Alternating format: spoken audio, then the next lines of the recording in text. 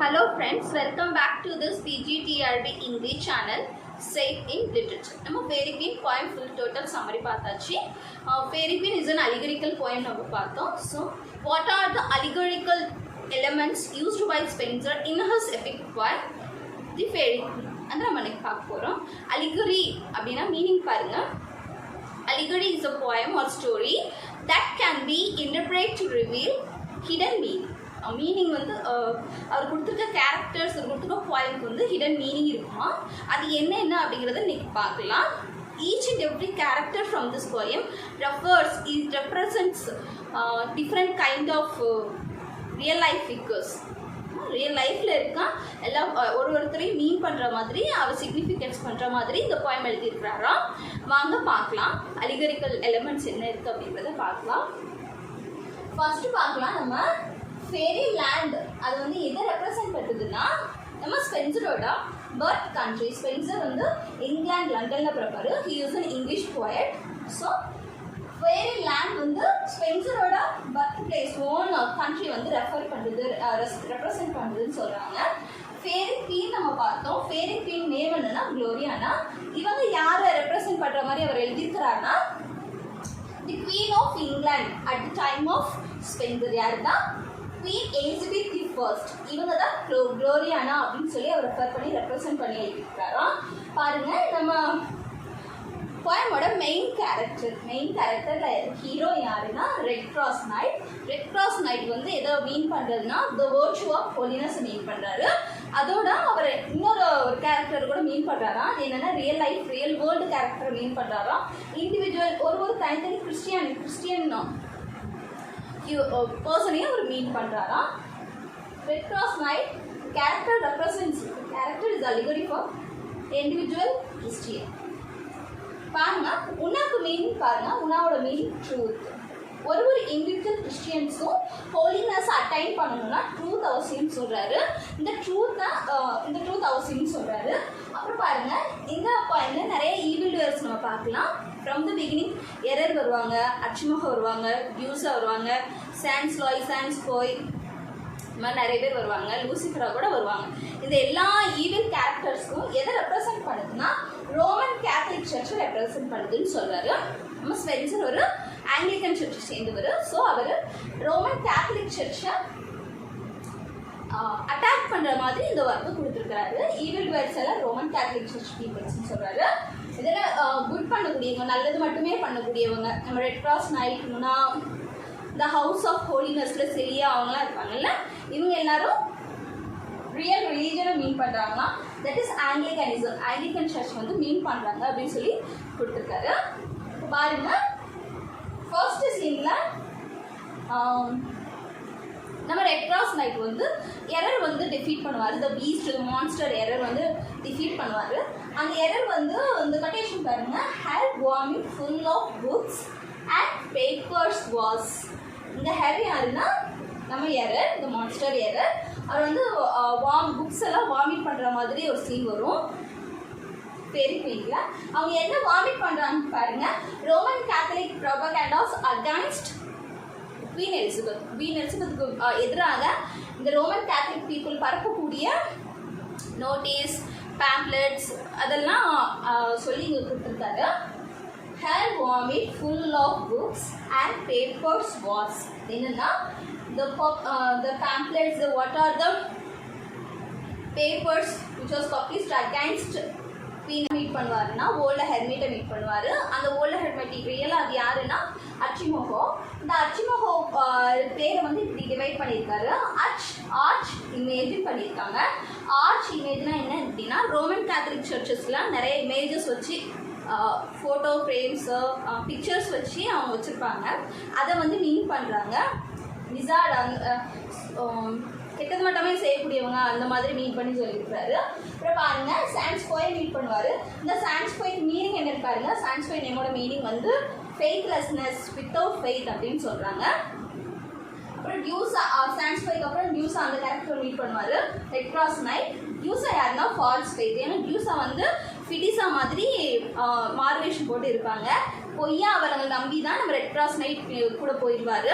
இவங்க எல்லாருமே என்ன ட்ரை பண்ணுறாங்கன்னா முக்கியமாக இந்த அச்சுமக்கா என்ன ட்ரை பண்ணுறாருன்னா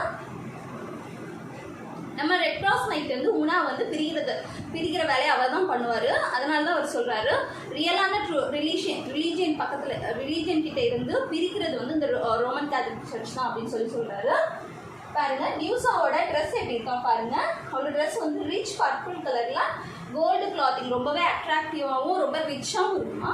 இதை எதை ரெப்ரசன்ட் பண்ணி இருக்கிறாருன்னா ரோமன் கேத்தலிக் சர்ச்சில் வந்து அவங்களோட ஆடம்பரம் எப்படி இருக்குது, அவங்க வந்து பொலைட்டாக இல்லை ஒபீடியன்ஸாக இல்லை அப்படிங்கிறத ஷோ பண்ணுற மாதிரி இருக்குன்னு சொல்கிறாரு. அப்புறம் பாருங்கள் most of poets imaginary came from the book of Revelation. இது வந்து பைபிள்ல இருந்து நிறையா கொட்டேஷன்ஸ் எடுத்துருக்காராம். இதுக்கு எக்ஸாம்பிள் கொடுத்துருக்காங்க பாருங்க. ஒரு கொட்டேஷன் வருது ஓர் ஆஃப் பாபிலோன் வருது. இது என்னன்னா ஓர் மீன்ஸ் ப்ராஸ்டிடியூஷன் அப்படின்னு அர்த்தம். இந்த மொத்த உருவம் யாருன்னா ரோமன் கேத்தலிக் சர்ச் தான் அப்படின்னு சொல்லலாம். எங்கேருந்து எடுத்துருக்காருன்னு பாருங்க. ஹோமரோட இலியட் அண்ட் ஒட்ஸியில் இருந்தும் கோட்ரியில் எழுதுனா ஏனிட் அப்படிங்கிற ஒர்க்கில் இருந்தும் நிறைய சீன்ஸ் வந்து ஒரு பாரோ பண்ணி எழுதியிருக்கிறாராம் இந்த போயமை.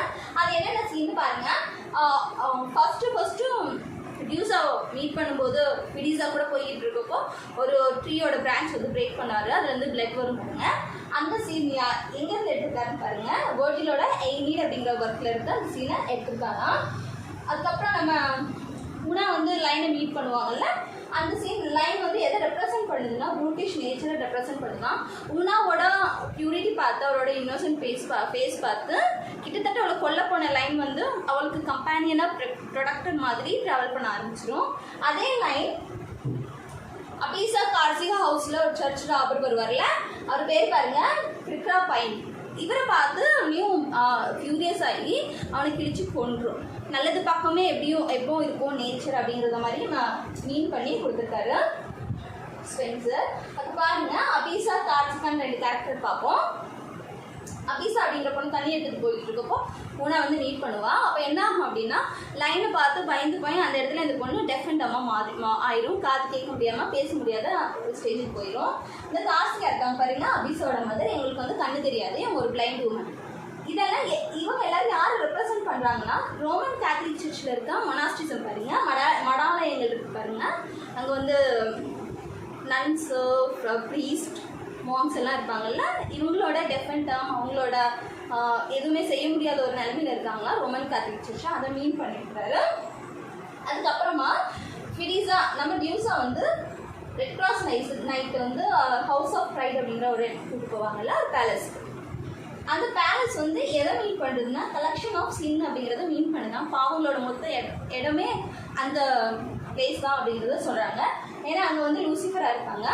மெயின் யாருன்னா லூசிஃபரா வந்து அவங்களோட ப்ரைட் அண்ட் வெயினால தான் ஹெவன்லேருந்து கீழே ஹெவன்லேருந்து ரிஜெக்ட் பண்ணப்பட்டு அவங்க ஹெல் வந்து மெயின்டைன் பண்ணியிருப்பாங்க, ஹெல்க்கு கிங்காக இருப்பாங்க.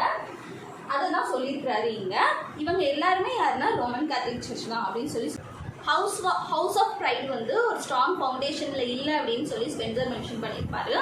இந்த சீன் எதில் இருந்து எடுத்துருக்காங்கன்னா பைபிளில் இருந்து எடுத்துருக்காங்க. நிலையான ஒரு அஸ்திவாரம் ஸ்ட்ராங்காக இல்லைன்னா அந்த பில்டிங் வந்து கொலாப்ஸ் ஆயிடும் அப்படின்னு சொல்லியிருக்காங்க. பாருங்க அந்த ஹவுஸோட வந்து அந்த ஹவுஸோட வால்ஸ் எல்லாமே கோல்டை வந்து கவர் பண்ணியிருக்குமா, ரொம்ப ரிச்சாகவும் எலிகண்டாகவும் லேவிஷாகவும் இருக்குன்னு சொன்னோம் பார்த்தீங்களா.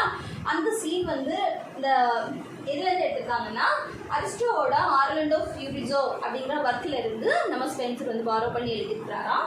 பாருங்க நெக்ஸ்ட் பாருங்க டியூஸா அண்ட் நைட் சீன். ஸ்டான் ஸ்லாய் வந்து இறந்துருவான், டார்க் கிளவுட்ல வந்து டிஸப்பியர் ஆயிடுவான். அப்போ டியூஸா கோஸ் டு அவேக்கன் நைட். இவங்க 2 பேரும் சேர்ந்து அவரை வந்து எப்படியாவது ஹெல்லில் இருந்து கூட்டிட்டு வந்துடணும், ஸ்டான் ஸ்லாய் வந்து உயிரோட எடுத்துட்டு வந்துடணும் அப்படின்னு சொல்லி ரொம்பவே ட்ரை பண்ணுவாங்க பாருங்க. அந்த சீன் வந்து ஸ்பென்சர் எங்கேருந்து எடுத்துருக்கான்னு பாருங்க, வெர்ஜிலோட ஏனிட் அப்படிங்கிற ஒர்க்ல இருந்து தான் எடுத்துருக்கிறாரு. நெக்ஸ்ட் பாருங்க நம்ம கிங் ஆர்த்தர் வருவார், நைட் ஆர்த்தர் வருவார். அவரோட ஷீல்டு கூட பியூர் டைமண்டாலாம் ஆனது. அதை கூட பார்த்து ஆர்குகளியோ கண் கூட பிளைண்ட் ஆகிருப்பாருங்க. இது வந்து இவர் தான் central hero of the poem. நம்ம ஹோலினஸ் நைட் இருந்தால் கூட இவர் தான் central hero of the poem அப்படின்னு சொல்லி ஸ்பென்சர் சொல்கிறாரு. எதனாலனா hopeless the things if the things has gone hopeless. அப்போ வந்து இவர் வந்து அப்பேரா வரா. இவர் வந்து ட்ரூ கிறிஸ்டியானிட்டி வந்து ட்ரூ கிரைஸ்ட் வந்து ரெப்ரசன்ட் ரெப்ரசன்ட் பண்ணுற மாதிரி இருப்பார். ரியலாக அந்த கிங் ஆர்த்தர் யாருன்னா 16th சென்ச்சுரியில் பிரிட்டன் கிரேட் இங்கிலாந்து யூகே வந்து ஆட்சி பண்ண வரான். இவரோட ஏஜ் வந்து பிரிட்டன்ஸ் கோல்டன் ஏஜ்னு சொல்கிறாங்க. இவர் கூட டியூடர் டைனாஸ்டியை சேர்ந்தவர் தான். நம்ம எலிசபெத் ஃபர்ஸ்ட் குவீன் எலிசபெத் கூட இவரோட பரம்பரையில் தான் வருவாங்க. அது கூட அங்கே சொல்கிறாரு. அப்புறம் பாருங்க, டியூஸ் ஆர்கனிய பேலஸில் வந்து 700 BCல வந்து ரைட் பண்ணிட்டு வருவாங்க. இந்த சீன் கூட எங்கேருந்து எடுத்தாங்கன்னா பைபிள்லேருந்து எடுத்துருக்காங்க. புக் ஆஃப் ரெவலேஷன் வந்து எடுத்துருக்காரு சொல்கிறாங்க. அப்புறம் பாருங்க, ஹவுஸ் ஆஃப் ஹோலினஸ் காமிப்பாங்க. It's an exact counterpart to the house of pride. House of ப்ரைடுக்கு சேம் ஆப்போசிட் இருக்கக்கூடிய ஒரு புனிதமான பிளேஸ் எது அப்படின்னு சொன்னால் ஹவுஸ் ஆஃப் ஹோலினஸ். இங்கே பாருங்க, ஹவுஸ் ஆஃப் ஹோலினஸோட குவீன் யாருன்னா அங்கே யார் இருப்பாங்கன்னா சிலியா இருப்பாங்க. சிலியாவுக்கு 3 daughters இருப்பாங்க. ஃபிடெலியா, ஸ்பெரன்சா, சாரிஸா இருப்பாங்க. இவங்க 3 பேரும் ஃபெய்த், ஹோப், சேரிட்டி வந்து ரெப்ரசன்ட் பண்ணுற மாதிரி இருக்காங்களாம். அதே இங்கே பாருங்க, ஹவுஸ் ஆஃப் ப்ரைடில் லூசிஃபரா இருப்பாங்க. Queen of the pride houses லூசிஃபரா அவரோட 6 கவுன்சிலர்ஸ் இருப்பாங்க. ஒரு வைஸ் ஈவில் கவுன்சிலர்ஸ் இருப்பாங்க. இவளோட லூசிஃபரோட இது பாருங்க, இந்த நேம் அவளோட கேரக்டர் எதை ரெப்ரசென்ட் பண்ணுதுன்னா ப்ரைட் அண்ட் வெயினை ரெப்ரசென்ட் பண்ணுதுன்னு சொல்கிறாரு. இங்கே வந்து இந்த 6 counsellors and all the evil things இருக்கும்போது இங்கே வந்து 7 சேரிட்டபிள் மென் இருக்காங்க நம்ம ரெட் கிராஸ் நைட்டுக்கு ஹெல்ப் பண்ணுறதுக்கு. இவங்கெல்லாம் ரோமன் கேத்தலிக் சர்ச், இவங்கெல்லாம் ஆங்கிலிகன் சர்ச்னு சொல்கிறாரு நம்ம ஸ்பென்சர். இந்த லாஸ்ட்டு கிளைமேக்ஸ் சீன் கூட பார்க்கலாம். அதில் கூட அந்த ட்ராகன் ரொம்பவே ஃபயர்டாக இருக்கும், ரொம்ப ஃபியூரியஸாக இருக்கும். அந்த ட்ராகன் கூட ரெப்ரசென்ட் பண்ணுறது ரோமன் கேத்தலிக் சர்ச் தான். இங்கே வந்து லாஸ்ட்டு சீனில் நம்ம ரெட் கிராஸ் நைட் வந்து சேம் எதை ரெஃபர் பண்ணுற மாதிரி இருக்காருன்னா ட்ரூ ஜீசஸ் கிரைஸ்டை ரெஃபர் பண்ணுற மாதிரி இருக்கிறாராம். எதுக்காகனா அந்த பீஸ்ட்டு வந்து ஈவில் கூட சாத்தான் கூட கம்பேர் பண்ணியிருப்பாரு நம்ம ஆத்தர். எப்படி ஜீசஸ் கிரைஸ்ட் வந்து க்ரூசிஃபை பண்ணப்பட்டார், அப்புறம் 3 டேஸ்க்கு அப்புறமா எப்படி வந்தார் அப்படிங்கிறத அழகாக காமிச்சிருப்பாங்க பார்த்தீங்களா. அதே தான் இங்கேயுமே 3rd டே வந்து விக்டரி கிடைக்கும் ரெட் கிராஸ் நைட்டுக்கு. 3rd டேல தான் அந்த ஈவில் இதிலிருந்து அவர் வந்து அந்த ட்ராகனை டிஃபீட் பண்ணி விக்டரியோட வெளில வருவார். அது இந்த லாஸ்ட் சீனில் வந்து red cross knight true Jesus கிரைஸ்டோட ரெப்ரசென்ட் பண்ணியிருக்காரு நம்ம Spenser. Okay friends, thank you for watching this video. At the video. Thank you.